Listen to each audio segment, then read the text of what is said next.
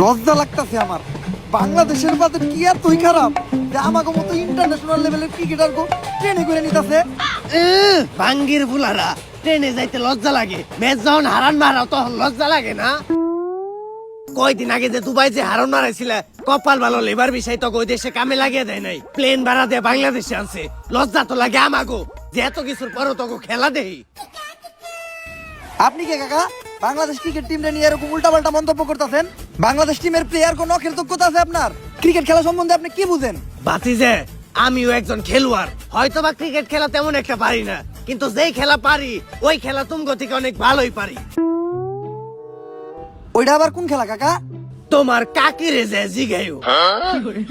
দেখ, এত অপমান সহ্য করা যায় না। মনটাই চাইতেছে ক্রিকেট খেলা বাদ দিয়া কুতকুত খেলা শুরু করি। বাদ চাই বাতিজে, কুতকুত খেলাই যাও না। কুতকুত খেলাটা অন্তত বাংলাদেশের মেয়েরা খুব ভালোভাবেই খেলতেছে। তোমরা কুতকুত খেলাই যায় কুতকুত খেলাটারে ডুবাইও না। কাকা এত দুর্বল মনে করেন না আমা করে। টি-20 বিশ্বকাপের ফাইনাল খেলতে যাইতাছি, তাও আবার ইন্ডিয়ার লগে। কস কি তোরা আবার ফাইনালে গেলি কেমনে? এটা তো আমিও জানি না কেমনে। ওই কেমনে রে? আসলেই তো কেমনে?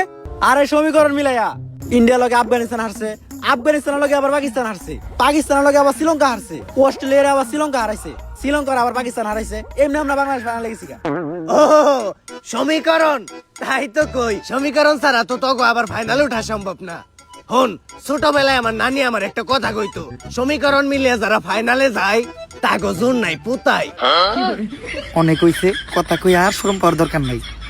ট্রেনের সিটে অন্তত বয়ে যাইতে দিতাছে, এতে আলহামদুলিল্লাহ।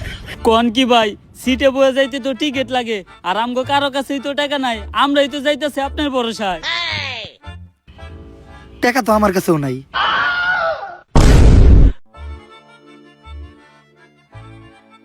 যা একটু মান সম্মান আছিল ওইটাও গেল। আরে চাইলেই বয়ে যাইতে পারতাম, কিন্তু খারায় দেওয়া স্বাস্থ্যের পক্ষে ভালো।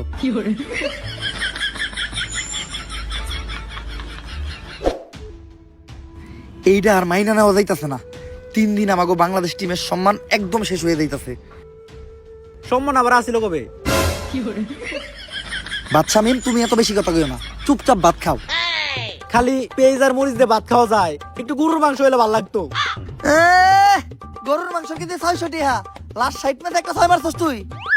শান্ত ভাই, লাস্ট 60 ম্যাচে তো আপনি একটা 6 মারেন নাই। ওই কালু সম্মান দিয়ে কত কথা, শান্ত ভাই আমকো ক্যাপ্টেন। ভাই ওগরে কিছু কইবেন, সব সময় খেলে আমার গায়ের রং নিয়ে ওরা কথা নাই। না, কারো গায়ের রং নিয়ে তো কারোর কথা শোনানো কোনো ভালো শিক্ষা না। এই জিনিসটা কখনোই করা দেব না। এখন কত কি কইছে জাকির আলী ও তোমারে? কালু কইছে। তাহলে তো ঠিকই আছে, কালুরে তো কালুই কইব। সত্য মাইনে নিতে হইব, সত্যের সাথে কখনো আপোষ করা দেব না। ঠিক। দুঃখের বিষয় হলো বাংলাদেশ টিমও একটা ভালো ক্যাপ্টেন পায় নাই। ঠিক। কিরে তোরা সবাই ঠিক কইলি কে? ভাই সত্য মেনে নিতে হইব, সত্যের সাথে কখনো আপোষ করা যাবে না। আসল কথায় আয়, সমীকরণ মিলায় হইলো বাংলাদেশ এবার টি-20 ওয়ার্ল্ড কাপের ফাইনালে চলে গেছে। দুঃখের বিষয় হলো আমাগো প্রতিপক্ষ দল ইন্ডিয়া। যেমনি হোক ইন্ডিয়ার হারাইয়া বাংলাদেশের মানুষের কাছে আমাগো আগের সম্মানটা ফিরে আনতে হইব। কিন্তু আমরা কোনো ম্যাচই জিতি না কে? ভাই আমার মনে হয় বাংলাদেশ টিমের উপরে কোনো শনি লাগছে। বাংলাদেশ টিমের সবচেয়ে বড় শনি তো বাংলাদেশ টিমের প্লেয়াররা। ভাই ওর কথাও কিন্তু ফালিয়ে দেওয়ার মতো না। এই সমস্যার সমাধান দিতে পারবো শুধুমাত্র একজন, প্রান্তিক লালু।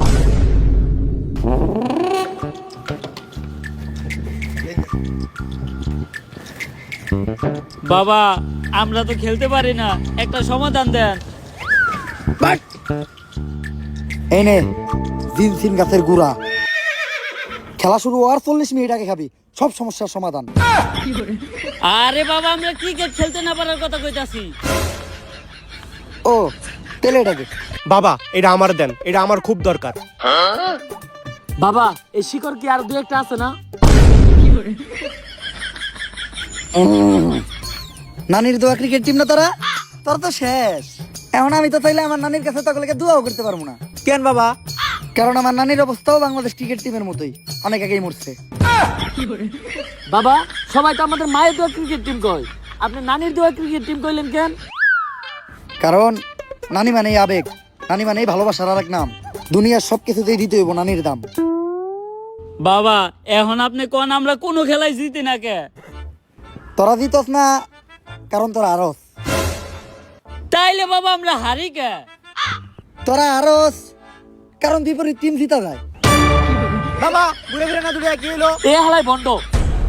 এই আমার একজ ভণ্ড পইরা দিমু এমন মন্ত্র নগদ তোর পাখি হয়ে যাবো 2 খণ্ড। বাবা মাপ। বাবা রাগ করেন না, খেলতে পারার কোনো একটা সমাধান দেন। এজন্যই আমি তোগুলোকে একটা বই লিখতাছি, খেলতে পারার গর্জন। এই বই পড়লেই শিখবে ক্রিকেট খেলা, খেলতে পারবে বেশ। তোমরা ভালো খেললেই জিতে যাবে বাংলাদেশ।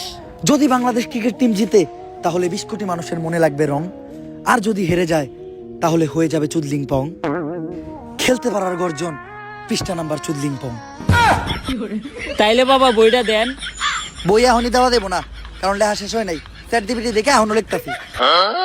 তোরা খেলা শুরু কর, সময় মতো বই নিয়ে আমি হাজির হমু। আর দাঁড়া, টসের সময় তোকে দলের ক্যাপ্টেন শান্তরে পাঠাইস না, কারণ তোকে দলের লেগা সব থেকে বড় শনিও। তাইলে বাবা টস করতে জাকির আলী রে পাঠাই। না, কাইল্লাকে ও টসের লেগা শুভ না। তাইলে বাবা আপনি কোন কারে টসের লিগা পাঠামু? যে খায় ভাত তারই বালাত, বাচ্চা মেমরে পাঠা। তো ভাই ও ভাইয়েরা, বোন কোয়া যাবে না, কারণ বোনদের ভিতর আমাদের বউরাও পড়ে।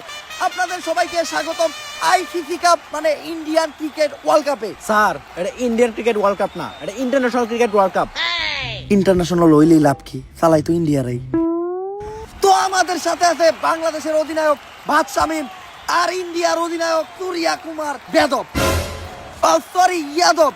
তো এখন হবে টস, আর টসে বাংলাদেশ চাইছে যমুনা সেতু আর ইন্ডিয়া চাইছে শাপলা। স্যার আমি আমার জীবনে শুধু চাইলাম কখন? সব সময় কি তোরাই যাবি? একটা দিন কি আমি যাইতে পারি না? আমার তাওয়ার কি কোনো মূল্য নাই? ব্যাটিং করবি তোরা, বোলিং করবি তোরা, ফিল্ডিং দিবি তোরা, তাহলে আমি এনে কি করতে এসেছি? ঘাস কাটতে? আমি কি একটা বার যাইতে পারি না? ঠিক আছে স্যার, আপনি টস দেন। টস শাপলা, India won the toss. Yes yes yes. Sir toss জিতার পরে ইন্ডিয়াও তো এত খুশি হয় নাই যতটা খুশি আপনি হইতাছেন।